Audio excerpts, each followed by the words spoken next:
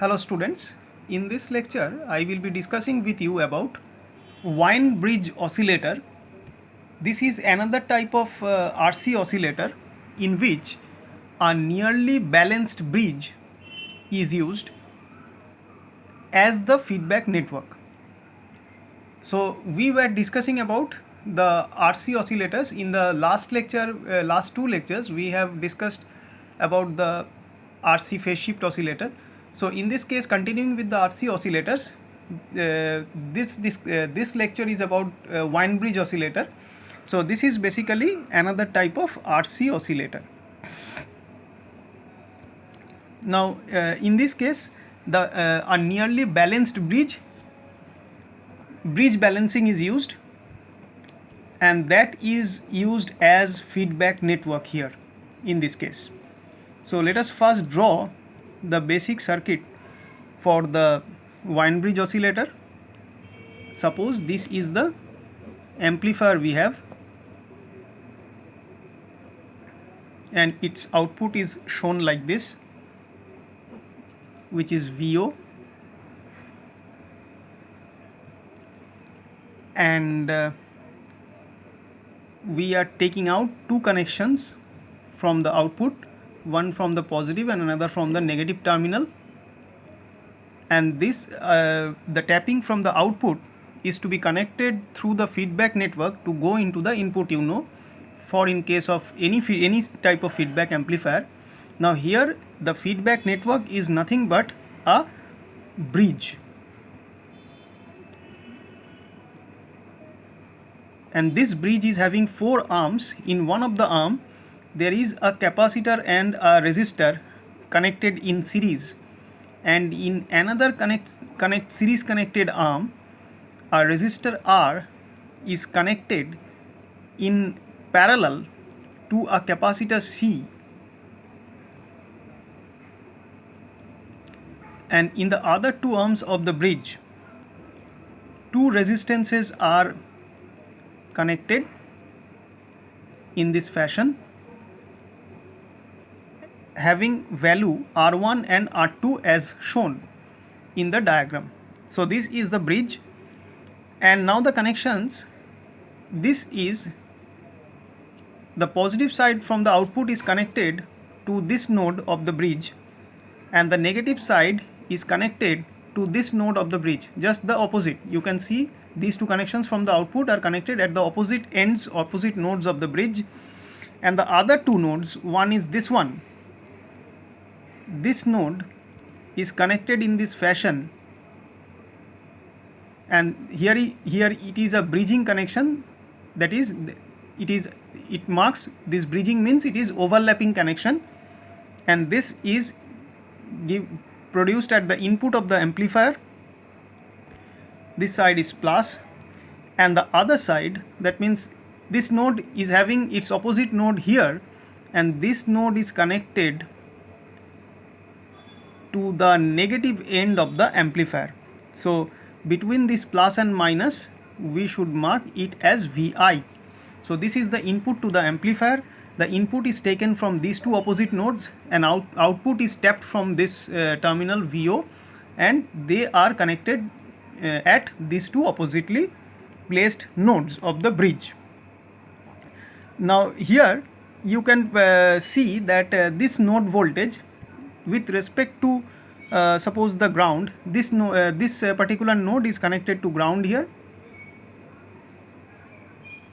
and with respect to this ground, this voltage is denoted by V1.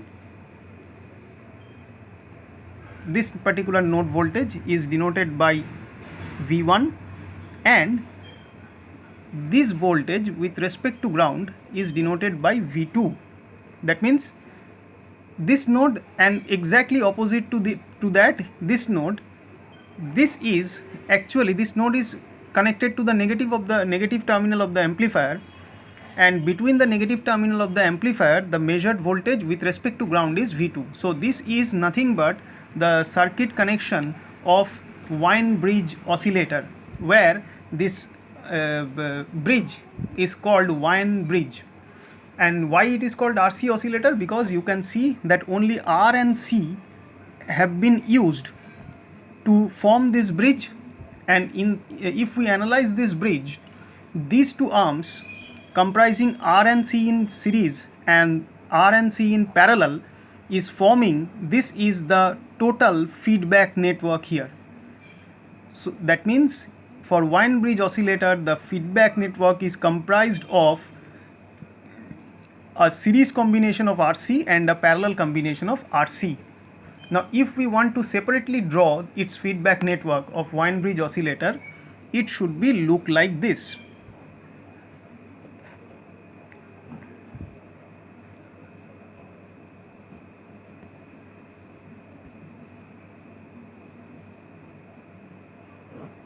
It is something like this. At the input, V in or input voltage is applied to this circuit, where this is R and C, this is R and C. Same RC is at one arm it is connected in series, and in another arm it is connected in parallel, and the output is taken from these two terminals as VO or V out.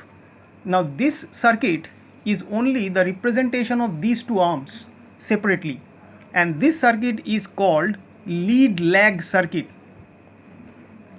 or lead lag network. So we can say in a Wien bridge oscillator, a simple lead lag circuit is used as resonant feedback circuit for providing the necessary lead lag feedback or lead lag connectivity to this amplifier. So that means in one line we can say a Wien bridge oscillator uses a lead lag resonant circuit comprised of a series combination of RC and a parallel combination of RC to provide the positive feedback to the amplifier for sustaining oscillations. So now before going into the discussion about this lead lag circuit, let us first describe more about this circuital representation of Wien bridge oscillator. The output voltage of the amplifier VO as given in the diagram is the input voltage of the bridge. You can see that VO is tapped in this fashion to be connected at two opposite nodes of the bridge. So this is the bridge input which is taken from the output of the amplifier. At exact balance of the bridge, because how this oscillator will work or when this oscillator will oscillate, when the bridge will be at balanced condition. Okay, so at exact balance of the bridge, the output voltage of the bridge Vi is 0. You can see how the Vi is connected or measured. It is measured between these two opposite terminals, the other two nodes or other two terminals which is not connected to the output of the amplifier, because the output of the amplifier is connected to these two nodes. You can see if I number all these nodes, suppose this is node number 1, this is node number 2, this is node 3 and this is node 4. So we can say the output of the amplifier is connected to node number 2 and node number 4, and the input to the amplifier is taken from node number 1 and node number 3. So at exact balance of the bridge, the output voltage, we can say that the output voltage of the amplifier VO is the input voltage of the bridge at the terminals or the nodes 2 and 4, and also the output voltage of the bridge Vi is fed to the input of the amplifier through the terminals 1 and 3. So the output of the amplifier is connected to the input of the bridge at terminals 2 and 4, and the output of the bridge from terminals 1 and 3 or nodes 1 and 3 are connected to the input of the amplifier. So Vi is the output of the bridge and VO is the output of the amplifier. In other words, VO is the input of the bridge and Vi is the input of the amplifier. So this is all about the connectivities. So if we consider this at exact balance of the bridge, now we can say the output voltage of the bridge Vi is 0. So when this bridge is balanced, there will not be any current conduction through the opposite node. So through this path, if we connect a galvanometer, it will be pointing towards a 0 at the balanced condition of the bridge. So at balanced bridge, no signal flow or current flow, rather we can say, between 1 and 3 nodes or terminals, we can say. So therefore there will be nothing at the input of the amplifier. So therefore amplifier input is equal to 0, which is Vi in this case. So there will be no input, and you know oscillator needs no input. That means it will be starting to behave as an oscillator, the circuit, in that case when the bridge is exactly balanced. So hence the feedback fraction in that case should be given by beta, which is Vi by Vo, because beta for the amplifier is that feedback fraction whose input is Vo and output is Vi. So if Vi is 0, that means beta should be equal to 0. Therefore there will be no value of feedback fraction. But for sustained oscillation, beta must be non-zero value to make the loop gain equal to unity, because if beta is 0, that means A beta will be equal to 0, and that means there will be no oscillation. So for oscillation to maintain at sustained pace, we need a non-zero beta. So that means in this condition, to get non-zero beta is achieved by slightly unbalancing the bridge.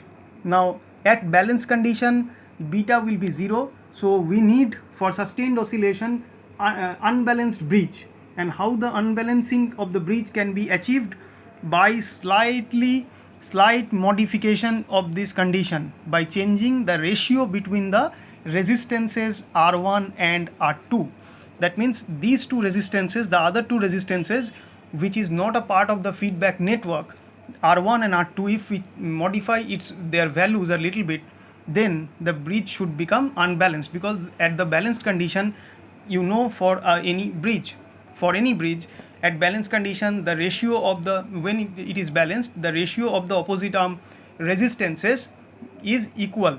So in that case, to make it unbalanced, that equality of the ratio of the resistances should be disturbed a little bit. Now the bridge introduces no phase shift between the input and output voltages, so there will not be any phase shift this bridge will introduce. And so the amplifier should also not introduce any phase shift between the input and output, so that the net phase shift around the whole loop is 0. That means if bridge does not introduce any phase shift at all, and the amplifier then also be not introducing any phase shift between Vi and Vo, so therefore the overall phase shift in the whole network is 0. So overall phase shift is 0, and that is one of the Barkhausen criteria, you know. Now a two-stage common emitter transistor amplifier may be used for this purpose if we replace this amplifier with a C-mode BJT amplifier. So this is how the Wien bridge oscillator will work. Now this Wien bridge is basically an AC bridge. This Wien bridge is an AC bridge basically. It is obtained only at a particular supply frequency, and the feedback network comprised of the series RC and parallel RC combinations is actually the feedback network or the resonant circuit, which is actually the main part of this Wien's bridge, which is the bridge formed by these 4 arms, where a part of that bridge is a lead lag network. Now let us discuss a little bit about the working of this lead lag network, what it is actually, which is being applied or used so importantly for the operation of Wien bridge oscillator.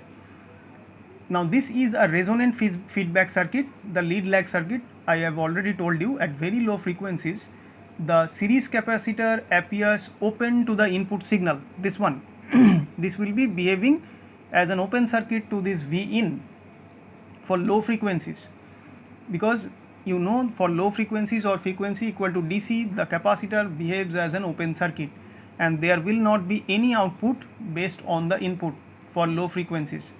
Now at very high frequencies, the shunt capacitor will be shorted, this one, it will be shorted, and this will be this C will also be shorted for very high frequencies. So there will be no output in that case also, because when these two capacitors are shorted, that means the signal that is provided by this source V in will be fully passed through this shunt arm and nothing will be obtained at the output. In between these two extreme output voltage conditions reaching the maximum value, the frequency where the output is maximum is called the resonant frequency Fr. So between these two extremes there must be a frequency which is called resonant frequency for this particular lead lag circuit, denoted by Fr, when the resonance means the output at this frequency is maximum for this circuit lead lag network. Okay, and at this frequency, at this resonant frequency also, the feedback fraction beta reaches a maximum value, which will what is that we will be just deriving a little while later. Now if we consider the how this resonant frequency will resonant circuit will work, let us see how the phase angle of the output voltage is varying versus the input voltage, and it will be something like this one.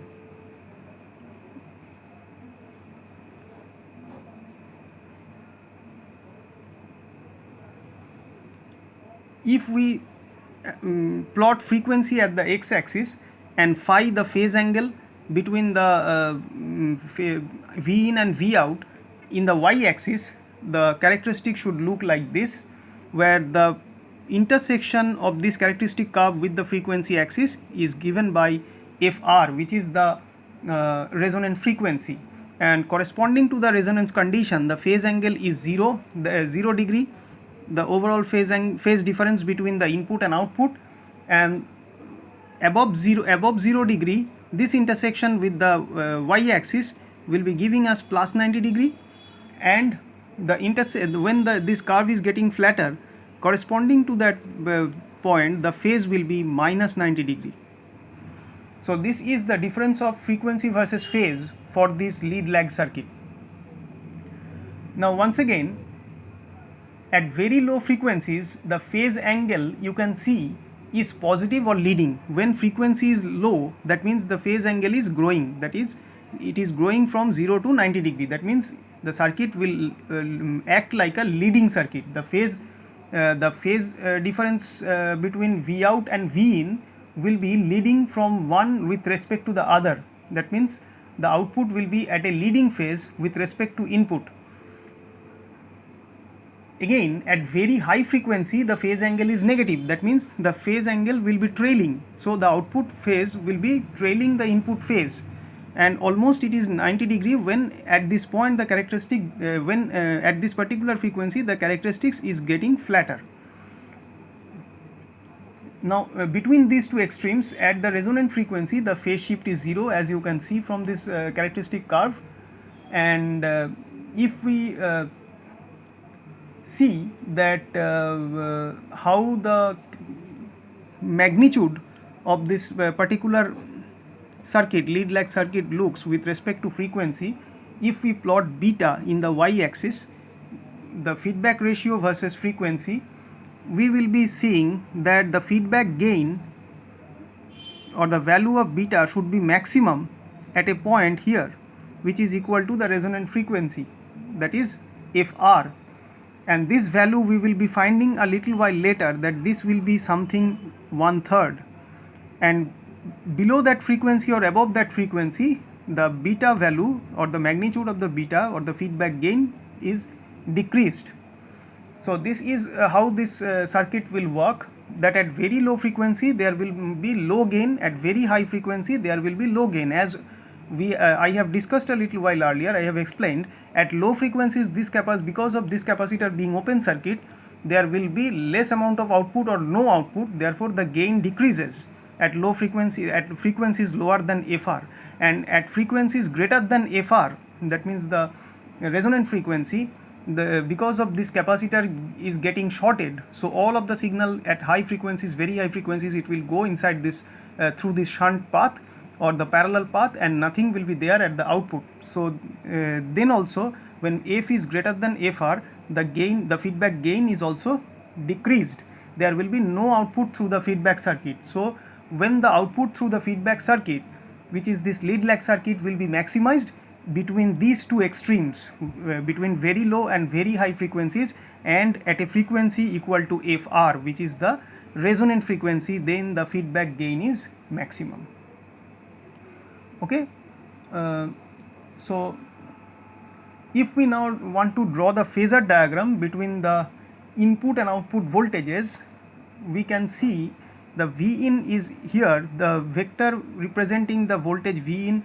If it is horizontal, the vector representing VO is maintaining a phase difference of phi between the two. Okay, at low more and more this phi will be going near to the value of plus 90 degree at low frequency, as the frequency is getting lowered, and as the frequency is getting higher, the value of this phi will becoming minus 90 degree. Okay, as we have seen from this characteristic curve. So the tip of the phasor can lie anywhere on the dashed circle, and the phase angle may vary from plus 90 degree to minus 90 degree. So it means for plus 90 degree phasor should be at this position, for minus 90 degree phasor should be at this position. This is plus 90 and this is minus 90. So if we connect the three position of phasor with this, the tip of the phasors are connected through this semicircle. So this is the locus of the tip of the phasor for this lead lag circuit, we can say. So considering all this, we can say that this circuit is basically a resonant circuit given by the resonant frequency Fr, and at the resonant frequency Fr, the feedback fraction beta reaches its maximum value, that means maximum feedback is obtained, and the phase angle equals 0 degree. Then above and below the resonant frequency, the feedback fraction is less than its maximum value and the phase angle no longer 0 degree. So we can say that at the value of resonant frequency, for this lead lag circuit, this Wien-Bridge oscillator will be having sustained oscillation at no frequency less than or at no frequency greater than the resonant frequency of this lead lag circuit or this feedback network. The oscillator will oscillate, or it may oscillate but without sustaining it. So for sustaining the oscillation, we need to get the oscillation frequency to be equal to the resonant frequency of this feedback network or the lead lag network, which is being used inside this Wien-Bridge for this oscillator to work properly. So now from here, if we write the equation by analyzing the lead lag circuit with the concept of complex numbers, we can get the value of beta and phi. The magnitude of beta can be derived as 1 by root over 9 minus. This derivation is not required at this point, but for analytical purpose I am just going through the formulas, and this is nothing but the magnitude of beta root over 9 minus xc by r minus r by xc whole square, and phi is given by tan inverse xc by r minus r by xc divided by 3. Okay, so now from here we can gradually get the actual value of sustained oscillation and or the value of the resonant frequency, and the feedback fraction given by this particular equation, the magnitude of it has a maximum value at the resonant frequency when xc equal to r.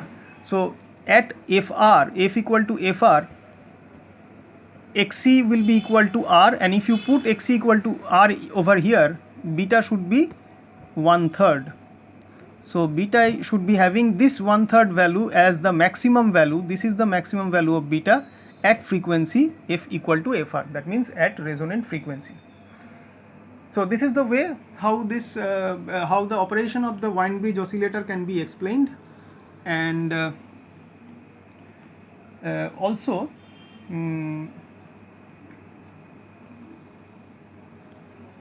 the resonant at the resonant frequency of the Wien-Bridge, the voltage is fed back is in phase with the output.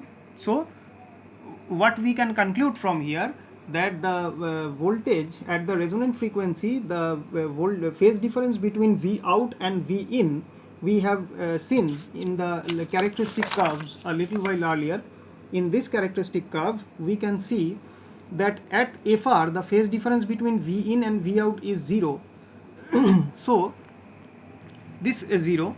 So, we can say that the voltage at the from the output is fed back in phase with the input. Now, since this in phase voltage is applied to the input of the amplifier, basic amplifier, it is amplified to reproduce the output, and at all other frequencies other than the resonant frequency, the bridge is off balance, that is the voltages fed back and the output voltages do not have the correct phase relationship to sustain the oscillation. So, we can say to sustain the oscillation, the phase difference between input and output should be 0 to satisfy the Barkhausen criteria here also for Wien-Bridge oscillator, and that particular balancing of the bridge is required to get the sustained oscillation, because at other frequencies other than the resonant frequency, the bridge will become little bit in out of balance or unbalanced condition, and that will not allow to maintain the correct phase relationship between the input and output, so that the sustained oscillations can be achieved. Now, the Barkhausen criteria tells for zero loop phase shift are fulfilled in this circuit by the amplifier and feedback network also, each having zero phase shift. I have already told you earlier that the amplifier itself and the feedback network is not allowing us to shift from the phase difference of 0 degree between the output and input voltage. Now, the design of Wien-Bridge oscillator can be approached by first selecting a current level for each bridge arm. This level should be much larger than the input bias current of the amplifier, and the values of R1 and R2 can then be calculated using an estimated output voltage, and other circuit components can also be determined using the working equations, so that the Wien-Bridge oscillator in this way can be designed. Now, we will be going into the analysis part and the derivation of the frequency of oscillation for Wien-Bridge oscillator. So, at balance we can write now the derivation of oscillation frequency. We should be seeing that at balance of bridge we may write R1 by R2. This is the normal bridge balancing equation you can find from the measurement topic, electrical or electronic measurement, from the bridge balancing chapter of AC bridges or DC bridges. It is the bridge balancing factor is the ratio of these two arms which are not a part of the feedback network should be equal to the ratio of these two arms, that means ratio of impedances.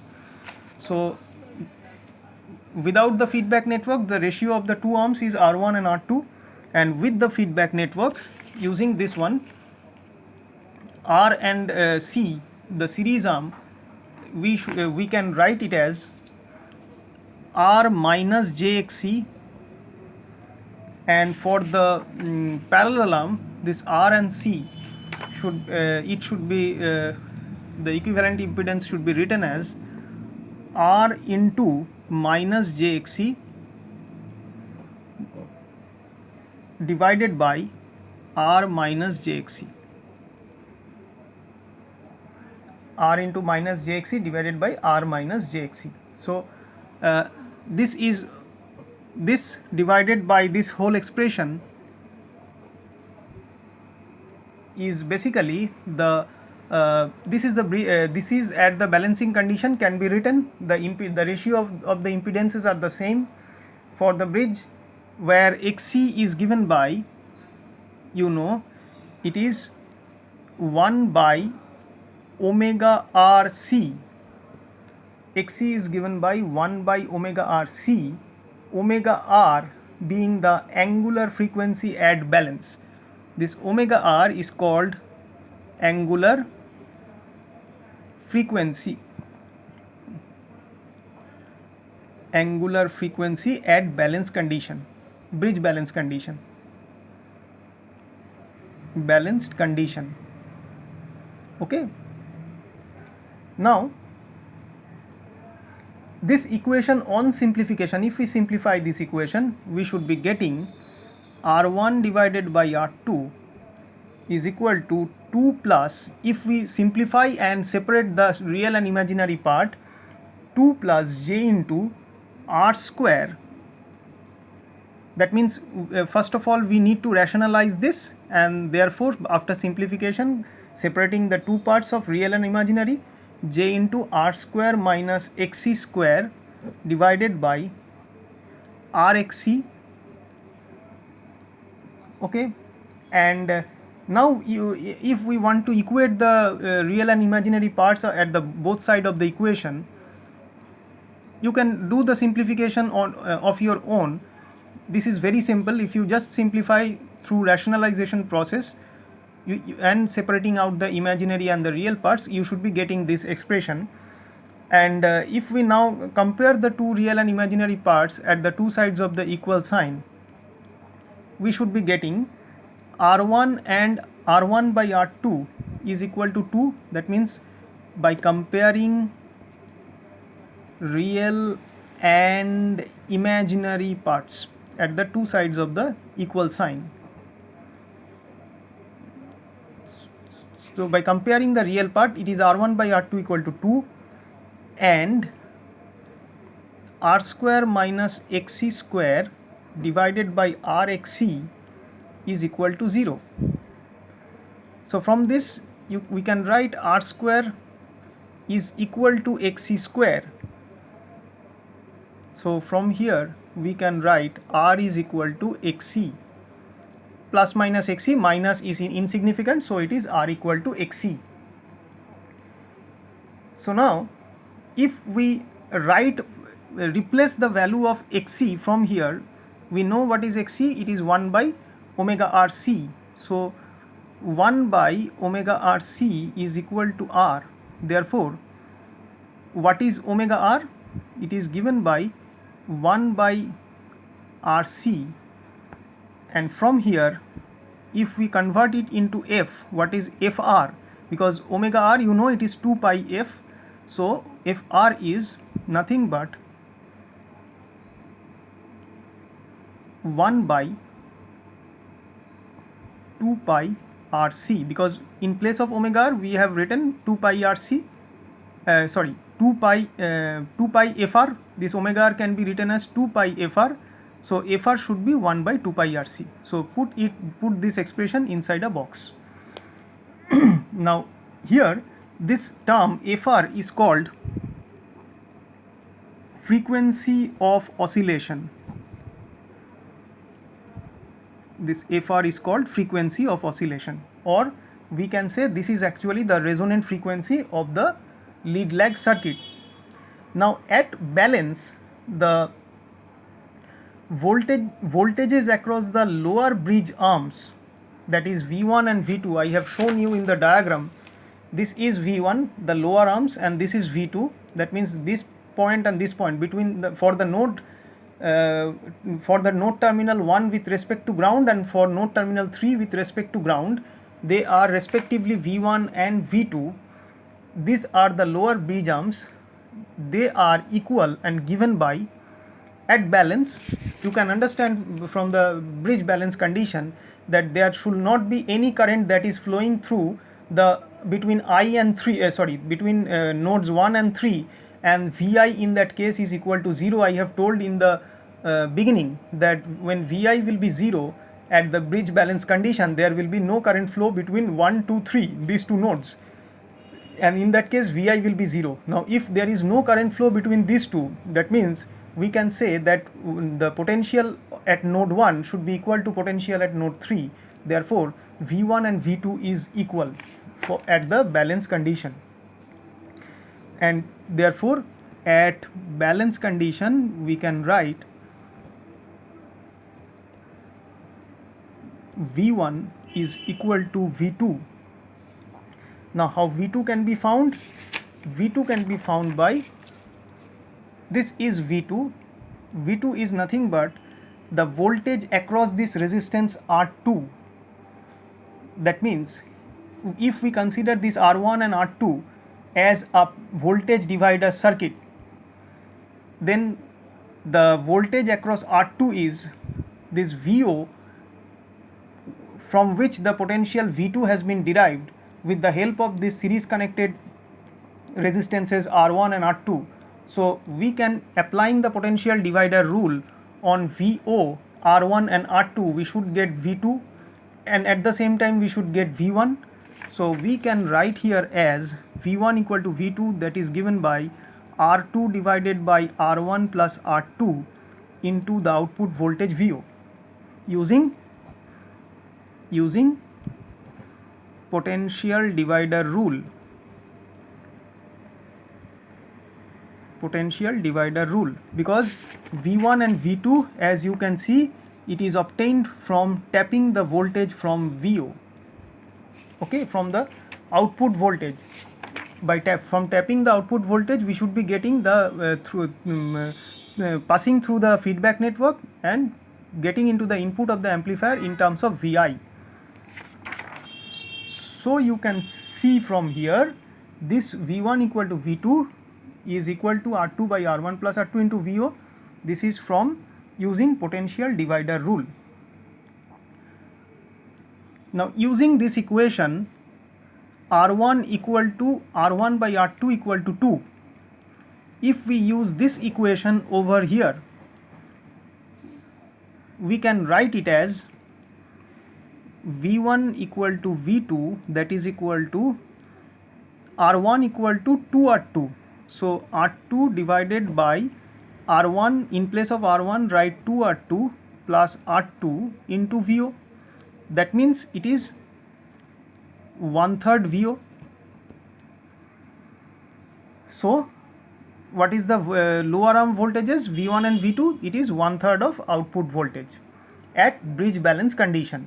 So we can say that at bridge balance condition, R2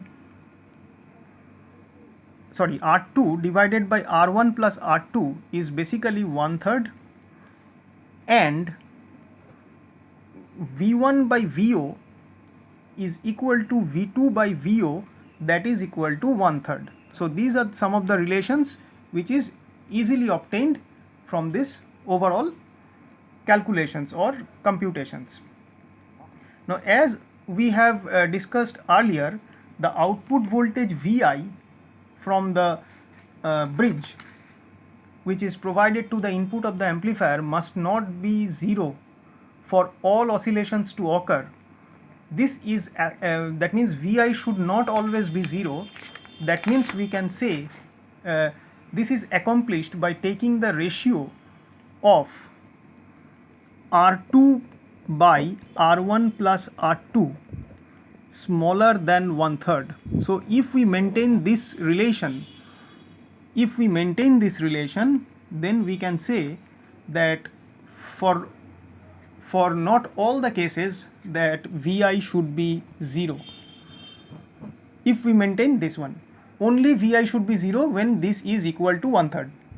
But it is not happened to be so in all the cases.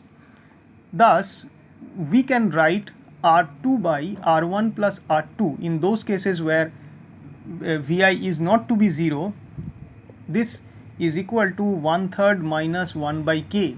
This is the new representation where k is greater than 3. So if it is satisfied, then we can say, if this equation holds, then Vi should not be always 0 for all cases, and the bridge is then slightly unbalanced because it is out of balance now, because this condition is not the condition ideally suited for the bridge balanced operation. So bridge will be called slightly unbalanced and gives a feedback voltage in terms of non-zero Vi value. Now since the bridge is made unbalanced by changing the ratio of this R1 and R2, we have seen earlier the ratio V1 by VO remains 1/3, but the ratio V2 by VO is now not equal to 1/3 minus 1 by k. Okay, so not equal to 1/3 minus 1 by k. That means at unbalanced condition,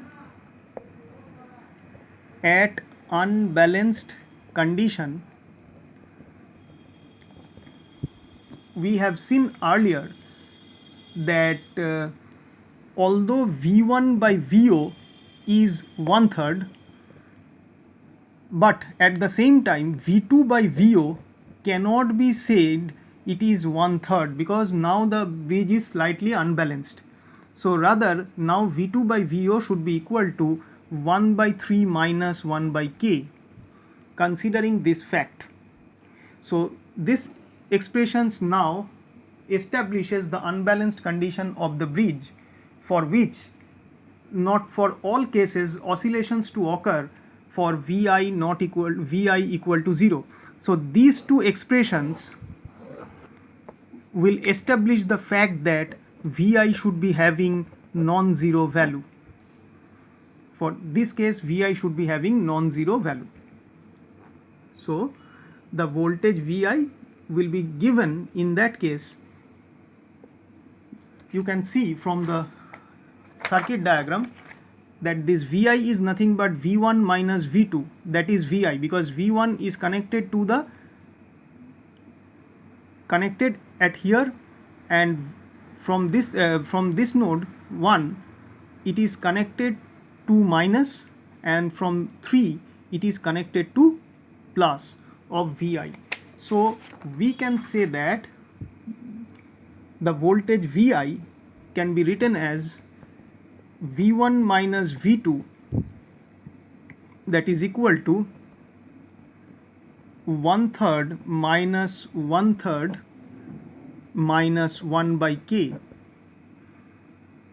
Okay, because this the ratio of V1 by VO is 1/3 and V2 by VO is 1/3 minus 1 by k.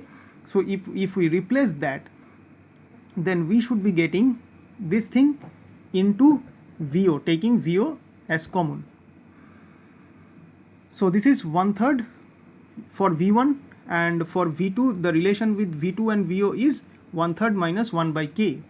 So this cancels out, so this is nothing but VO by k. So V1 minus V2, that is Vi equal to VO by k. So now we can see that Vi is in phase with VO, because Vi and VO is having same polarity, so they are in same phase. Vi in phase with VO, and the reverse transmission factor or the feedback ratio beta is given by Vi by VO from the expression, which is equal to 1 by, because Vi equal to VO by k, so what is Vi by VO? It is 1 by k. So in this case the beta should be having a value 1 by k. Now clearly the condition A beta equal to 1 is satisfied in this case if the gain of the amplifier A is made equal to k. So if beta equal to 1 by k, so to get A beta equal to 1, that means A should be having the value of k which is greater than 3. and k is greater than 3. We have seen over here k is greater than 3, so therefore we can say the amplifier gain should be kept greater than 3. So this is all about the analysis from Wien-Bridge oscillator for balanced and unbalanced condition. For the cases for Vi having a 0 value and for non-zero value, the input voltage of the basic amplifier. Now, like a phase shift oscillator, a Wien-Bridge oscillator is ordinarily used to generate audio frequency signals, since it is the same RC category filter, and the frequency of oscillation is varied by simultaneously varying the two capacitors used in the two arms of the bridge. Ganked variable air capacitors are used for this purpose for better variation of the capacitances, and the frequency can be varied in the ratio of 10:1. For greater changes in frequency, different values of identical resistors R, we have seen, can be used in the arms of the feedback circuit, which is the part of the two arms of Wien-Bridge. So that's all we have for the discussion about Wien-Bridge oscillator. In the next lecture, we will be discussing about Colpitts oscillator. Thank you.